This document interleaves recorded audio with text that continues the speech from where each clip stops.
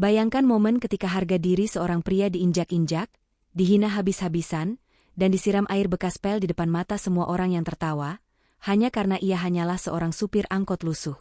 Pria itu, Fajar, hanya ingin menarik sejumlah kecil uang untuk obat ibunya. Tapi, di balik loket bank yang dingin, ia justru bertemu dengan masa lalu yang kejam, mantan istrinya sendiri, Rani, yang kini menjadi teller bank arogan. Rani menjadikan Fajar tontonan, bahan tertawaan atas penderitaan dan penampilannya. Namun, siapa sangka, di balik pakaian basah dan bau apek itu, Fajar menyimpan satu rahasia besar, saldo tabungan yang mencapai 33 triliun rupiah. Penghinaan yang baru saja dilontarkan Rani seketika berbalik menjadi bumerang paling mematikan bagi karirnya dan likuiditas bank. Apa yang akan terjadi ketika pria yang dihina ini memutuskan untuk menarik semua uangnya? Membuat bank itu nyaris lumpuh dalam hitungan jam? Pagi itu, Fajar menyeret tubuh letihnya ke dalam lobi bank yang megah. Aroma disinfektan dan kertas baru menusuk hidung, berpadu kontras dengan bau oli dan keringat yang menempel di seragam angkotnya. Ia tak datang untuk pamer atau mencari masalah, hanya ingin menarik uang secukupnya untuk bengkel angkot tuanya dan obat ibunya yang sakit-sakitan. Antrean berkelok panjang, para nasabah sibuk dengan ponsel masing-masing, seolah enggan menatap Fajar yang berdiri di paling belakang dengan tas kain pudar di tangan. Di balik loket, seorang teller dengan seragam biru licin dan rambut disanggul rapi menyita perhatiannya. Nama di papan kecil itu, Rani, menghantam dadanya seperti palu. Nama yang dulu ia panggil dengan penuh kasih sayang, kini terasa asing dan dingin. Fajar menunduk, berusaha mengusir bayangan masa lalu yang merangkak naik. Namun takdir, seringkali punya selera humor yang kejam. Antrean bergerak maju, perlahan tapi pasti, mendorong Fajar ke loket yang dijaga Rani. Setiap langkah terasa seperti menginjak pecahan kenangan.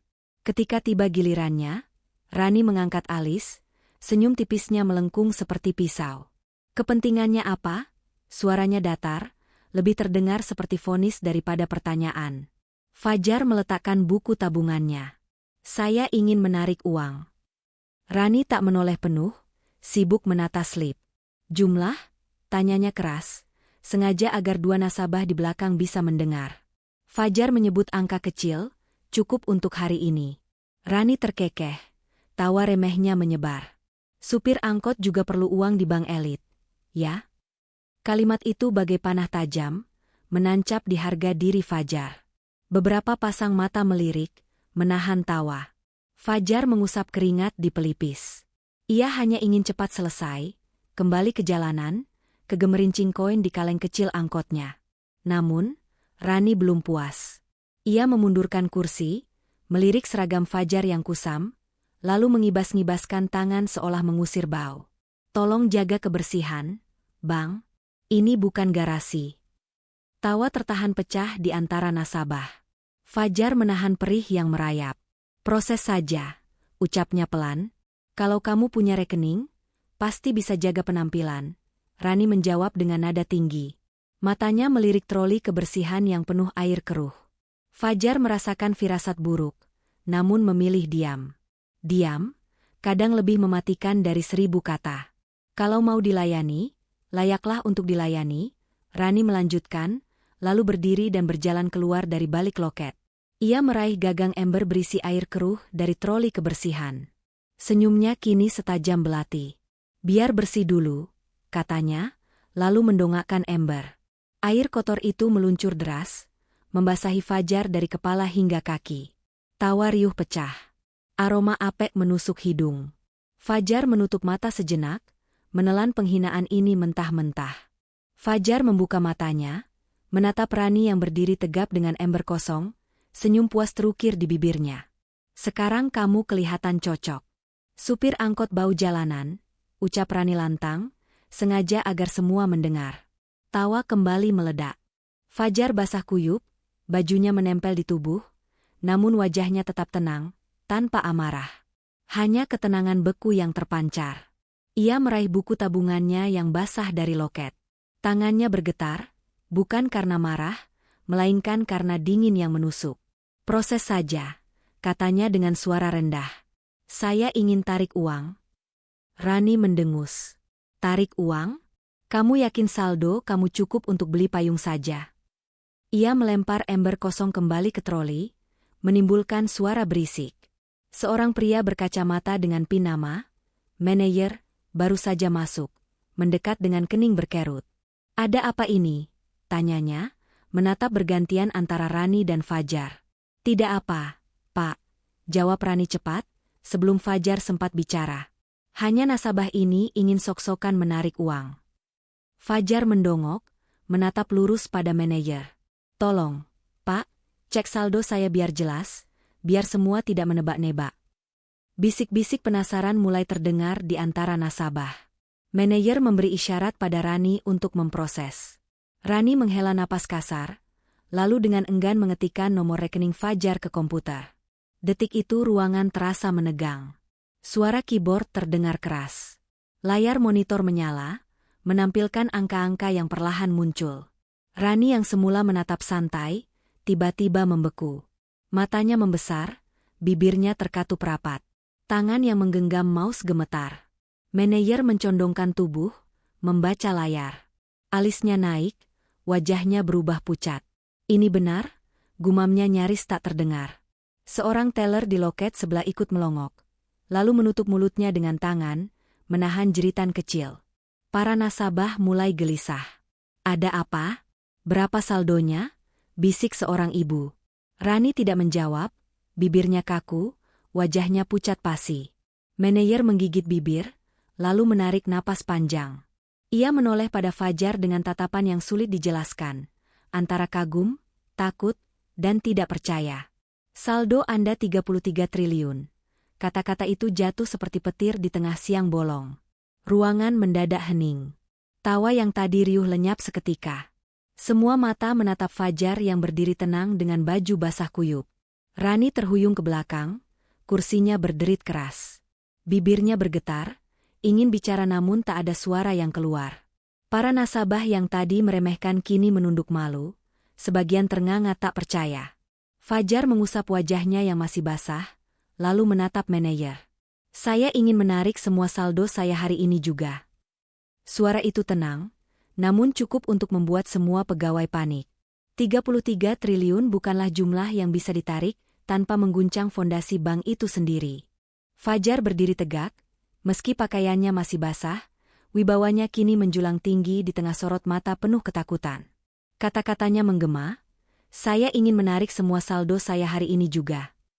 Manajer bank menelan ludah, matanya berkedip cepat. Para teller saling melirik. Seorang teller muda menjatuhkan pulpennya. Bahkan petugas kebersihan yang masih memegang trolinya, tertegun memandang Fajar, bukan lagi sebagai supir angkot lusuh, melainkan sosok yang membawa ancaman nyata bagi kelangsungan bank. Pak, 33 triliun itu jumlah yang luar biasa besar, ujar manajer, suaranya bergetar. Tidak bisa begitu saja ditarik tunai. Fajar menatapnya datar. Itu uang saya. Saya ingin semua keluar hari ini. Saya tidak mau lagi menyimpannya di sini. Bisik-bisik pecah di antrean. Seorang nasabah paruh baya menunduk. Wajahnya pucat. Seorang ibu yang tadinya menertawakan Fajar kini menggenggam tasnya erat, seolah takut ikut terseret dalam pusaran masalah. Rani masih terduduk di kursi teller, wajahnya kaku, air mata nyaris tumpah, namun gengsinya menahan. Penghinaan yang ia lontarkan kini berbalik menjadi tamparan keras. Manajer mencoba menenangkan situasi. Ia mendekati Fajar, menunduk sedikit. Tuan Fajar, untuk jumlah sebesar itu, kami butuh proses koordinasi dengan pusat, bahkan dengan Bank Indonesia. Mohon beri kami waktu. Namun Fajar tidak goyah. Saya sudah terlalu lama diam. Saya sudah terlalu sering dianggap hina. Hari ini juga saya tarik semuanya. Jika tidak, saya akan pastikan seluruh media tahu bahwa bank ini tidak sanggup mengembalikan uang nasabahnya. Ancaman itu membuat darah para pegawai berdesir. Manajer mengusap wajahnya yang mulai berkeringat. Ia tahu betul, jika isu seperti itu keluar, reputasi bank bisa runtuh dalam semalam. Nasabah akan berbondong-bondong menarik dana, dan krisis tidak bisa dihindari. Seorang satpam maju, "Bapak, mungkin bisa dibicarakan di ruang khusus." Fajar menggeleng. Tidak perlu. Semua orang di sini sudah lihat bagaimana saya diperlakukan. Semua orang juga harus lihat bagaimana saya menarik hak saya. Ruangan semakin tegang. Para nasabah menatap dengan campuran takut dan kagum. Beberapa mulai merekam diam-diam dengan ponsel mereka.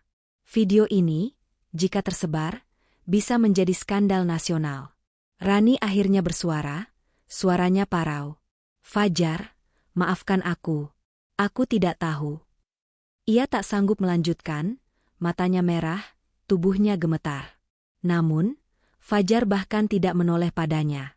Ia menatap lurus ke arah manajer. Saya tunggu prosesnya. Tapi ingat, semua uang saya harus keluar. Tidak ada yang tersisa. Manajer mengangguk kaku, lalu segera memanggil 2 teller senior untuk menutup loket sementara. Sejumlah dokumen rahasia diambil. Telepon internal berdering ke kantor pusat. Situasi ban mendadak kacau, seperti kapal yang oleng diterpa badai. Di tengah semua itu, Fajar berdiri dengan pakaian basah. Namun auranya kini lebih kuat daripada siapapun di ruangan itu. Ia sudah tidak lagi dipandang sebagai supir angkot miskin. Ia adalah badai yang bisa menentukan apakah bank itu akan tetap berdiri atau runtuh malam itu juga. Telepon di meja manajer terus berdering panik. Suara mesin faks menyalak, printer bekerja tanpa henti. Pegawai berlarian membawa berkas dari satu ruangan ke ruangan lain. Bank yang biasanya penuh ketertiban, kini berubah menjadi sarang kepanikan. Manajer menggenggam gagang telepon dengan tangan gemetar. Iya, pusat. Iya, ini mendesak. 33 triliun. Saya ulangi, 33 triliun. Nasabah ingin menarik semua hari ini. Suaranya parau, keringat mengalir dari pelipisnya. Rani masih terduduk di kursinya. Ember kosong yang tadi ia gunakan seolah menjadi saksi bisu dari kebodohannya. Wajahnya pucat, mata bengkak menahan tangis. Ia menatap Fajar yang berdiri tegak di tengah ruangan, masih dengan baju basah, namun kini dipandang semua orang dengan rasa gentar. Beberapa nasabah mulai gelisah. Kalau bank ini tidak bisa bayar, bagaimana dengan tabungan kita? Bisik seorang pria. Benar juga, kalau 33 triliun saja bisa goyah, jangan-jangan tabungan kecil kita juga terancam. Jawab seorang wanita dengan suara bergetar. Bisikan itu menjalar cepat, membuat suasana makin mencekam. Manajer akhirnya menutup telepon dengan wajah lesu. Ia melangkah ke arah Fajar, menunduk dengan sopan. Tuan Fajar, pusat meminta waktu. Tidak mungkin kami bisa mengeluarkan semua sekaligus. Tapi jika Bapak bersedia, kami bisa atur pencairan bertahap. Fajar menatap lurus, dingin. Saya tidak datang untuk kompromi. Uang itu milik saya. Saya ingin semuanya keluar hari ini. Jika tidak, saya akan bawa masalah ini ke media. Besok pagi orang-orang akan antre di depan bank ini, menarik semua uang mereka. Dan kalian tahu artinya apa? Kalimat itu jatuh seperti pisau, mengiris habis sisa keyakinan pegawai bank. Manajer menutup wajahnya dengan kedua tangan. Ia tahu Fajar tidak main-main. Rani berdiri perlahan, lututnya goyah. Fajar, kumohon jangan lakukan ini. Kalau bank tutup, aku bisa kehilangan pekerjaanku. Suaranya pecah, berlinang air mata. Semua orang yang tadi ikut menertawakan kini terdiam. Pemandangan seorang teller merendahkan diri di depan pria yang baru saja dihina adalah ironi yang menyakitkan. Namun Fajar hanya menoleh sekilas.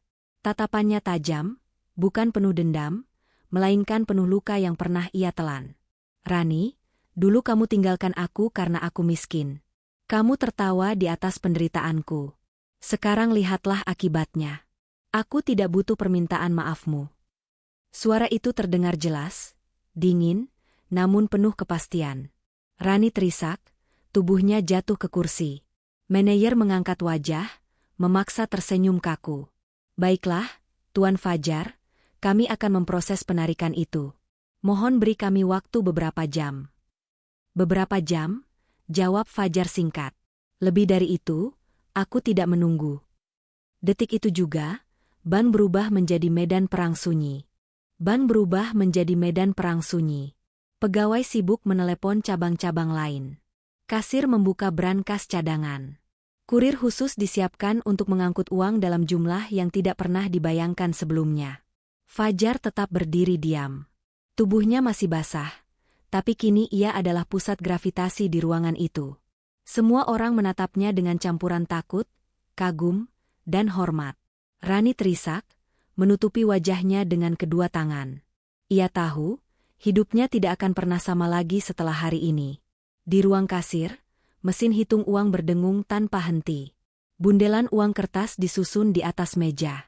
Plastik segel dipotong terburu-buru. Pegawai kas sibuk menyiapkan peti besi, wajah mereka pucat, tahu setiap lembar uang yang keluar adalah nyawa ban yang terkuras. Manajer berdiri di depan pintu ruang kas, memberi instruksi dengan suara serak. Ambil dari cadangan cabang utama, kirim mobil pengangkut segera. Telepon berdering lagi dari kantor pusat, jawabannya hanyalah gumaman penuh tekanan. Di ruang utama, Fajar tetap berdiri tegak. Baju basahnya mulai mengering, namun noda kusam masih melekat. Meski begitu, auranya berubah. Ia bukan lagi supir angkot lusuh yang diremehkan.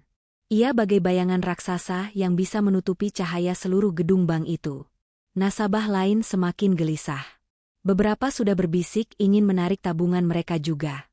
Kalau uang sebesar itu keluar, jangan-jangan bank ini bangkrut, bisik seorang pria dengan wajah pucat. Desas-desus itu menyebar cepat seperti api dalam jerami kering. Satpam mendekat ke arah Fajar dengan hati-hati. "Pak, apakah benar semua harus ditarik? Tidak ada kompromi?" Suaranya pelan, nyaris bergetar. Fajar menoleh sebentar, menatap tajam. "Aku sudah bilang semua, tidak ada 1 rupiah pun tertinggal di sini." Rani yang duduk tak jauh masih terisak. Ia berusaha berdiri, namun lututnya lemas. "Fajar, kumohon jangan lakukan ini. Kalau bank tutup, hidupku berakhir. Aku tidak punya apa-apa lagi." Fajar hanya diam, menatap jauh ke arah meja teller tempat Rani dulu tersenyum merendahkannya. Kini semua terbalik. Orang-orang menatapnya dengan gentar, sementara Rani jatuh dalam jurang yang ia gali sendiri. Bundelan uang mulai dibawa keluar dari ruang kas. Pegawai berbaris membawa tumpukan yang membuat tangan mereka gemetar. Suara plastik segel yang koyak terdengar seperti jeritan. Manajer mengusap wajahnya berkali-kali. "Pak Fajar," katanya dengan suara berat, "kami akan siapkan kendaraan khusus untuk mengangkut semua. Tapi jika dana ini keluar, ban bisa lumpuh. Kami harap Bapak paham risikonya." Fajar menatap tajam. "Itu bukan urusanku. Tugas kalian hanya mengembalikan apa yang jadi hakku." Manajer terdiam. Tak ada lagi ruang tawar. Ia hanya bisa memberi isyarat pada pegawai agar terus menyiapkan pencairan. Jam digital di dinding terus berdetak. Setiap detik membawa bank itu lebih dekat pada kehancuran. Peti-peti besi penuh lembaran rupiah mulai didorong keluar. Derit rodanya menggema di lantai marmer, seolah mengiringi pemakaman. Rani menangis terisak. Semua yang ia banggakan runtuh di hadapannya. Fajar, dengan pakaian basah dan lusuh, kini duduk sebagai penguasa tak terbantahkan. Puluhan peti besi dijejerkan, siap diangkut truk pengangkut uang yang sudah menunggu di luar. Beberapa polisi berseragam datang, namun hanya bisa berdiri bingung, tak tahu bagaimana harus bersikap. Manajer mendekat pada Fajar, suaranya parau. "Tuan Fajar, inilah penarikan terbesar dalam sejarah bank kami. Kami mohon pikirkan lagi. Jika uang sebanyak ini keluar, bukan hanya cabang ini, tapi seluruh jaringan ban bisa terguncang." Fajar menatapnya lama, lalu berkata pelan namun jelas, "Aku sudah berpikir lama. Hari ini adalah jawabannya. Semua harus keluar." Ucapan itu bagai palu terakhir. Manajer menunduk dalam, menyerah sepenuhnya. Akhirnya, Fajar berdiri perlahan dari kursi tunggu. Pakaian basahnya sudah mulai mengering, namun noda dan bau apek masih menempel. Meski begitu, ia tampak menjulang, penuh wibawa. Semua mata mengikuti setiap langkahnya. Ia berjalan menuju pintu kaca, melewati manajer yang gemetar, menunduk hormat. "Semua sudah disiapkan, Tuan Fajar. Seluruh saldo Anda telah kami tarik penuh." Suara manajer hampir patah. Fajar berhenti sejenak, menatap ruangan yang hening. Para nasabah, teller, dan satpam menunduk. tak berani menatap mata yang penuh luka, namun juga penuh kuasa. Dulu aku dianggap hina. Aku ditertawakan, dicaci, bahkan disiram dengan air kotor. Ucap Fajar dengan suara berat, terdengar jelas di seluruh ruangan. Hari ini kalian melihat sendiri. Harga diri tidak bisa diinjak, dan aku sudah mengambil kembali apa yang menjadi hakku. Tidak ada yang berani bersuara. Bahkan tangis Rani pun mereda, berganti hening yang menyakitkan.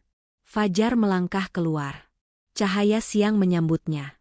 Kamera ponsel orang-orang merekam setiap geraknya. Konvoy truk uang siap mengikutinya. Roda besi berderit berat, membawa harta yang sanggup menjatuhkan sebuah ban. Di balik kaca, pegawai hanya bisa memandang. Mereka tahu, begitu Fajar pergi dengan seluruh saldonya, bank itu akan goyah, mungkin runtuh. Tidak ada cadangan yang bisa menahan badai sebesar ini. Rani merosot dari kursinya. Tubuhnya lemas tak berdaya. Manajer menutup wajahnya, sementara bisikan panik mulai terdengar dari pegawai lain. Di luar, Fajar menatap konvoy panjang yang menunggunya. Di balik luka dan penghinaan yang pernah ia telan, kini ia berdiri sebagai saksi bahwa roda kehidupan benar-benar berputar.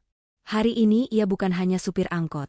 Ia adalah badai yang membuat sebuah bank hampir tumbang. Begitulah akhir dari kisah pembalasan harga diri Fajar. Ia pergi, membawa serta badai uang yang sanggup menumbangkan fondasi ban yang megah itu, sementara Rani ditinggalkan dalam kehancuran dan penyesalan yang ia ciptakan sendiri. Tak ada lagi tawa atau cemoohan, hanya penyesalan pahit di ruangan yang kini dingin dan sepi. Dari kisah ini, kita belajar bahwa roda kehidupan selalu berputar. Jangan pernah meremehkan seseorang hanya dari penampilan luarnya, atau menginjak harga diri seseorang demi kesombongan sesaat. Sebab, orang yang kita hina hari ini, bisa jadi adalah penentu nasib kita esok hari. Ingatlah, kehormatan dan keteguhan hati jauh lebih berharga daripada tumpukan harta. Cerita ini adalah fiksi. Sengaja kami buat serealistis mungkin agar hikmah dan pelajarannya dapat kita serap. Terima kasih banyak sudah menyimak kisah dramatis ini sampai selesai.